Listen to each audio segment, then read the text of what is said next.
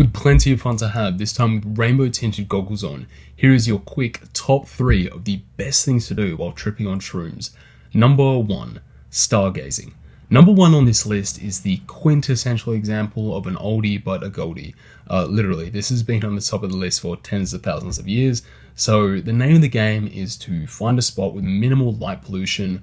The night sky is already stunning when free of light pollution, but once paired with a psychedelic lens, I can guarantee you'll witness a night sky that you'll never forget. Number 2, Japanese forest bathing. So the Japanese practice of Shinrin-yoku or forest bathing takes on a whole new dimension while tripping. Simply immerse yourself in a forest environment and engage all 5 senses. The texture of bark, the symphony of rustling leaves, the earthy fragrance of soil.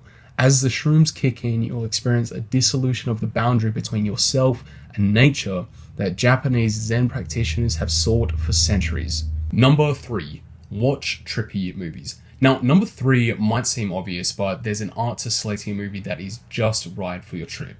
You need to make sure you pick one that meets the vibe check to maintain a blissful experience without sending you into a dark downward spiral. This is because you become far more impressionable while high on shrooms, and so movies with dark undertones can affect you in a more negative way than when sober. So no Donnie Darko or Fight Club, but think more along the lines of Studio Ghibli or a nature documentary.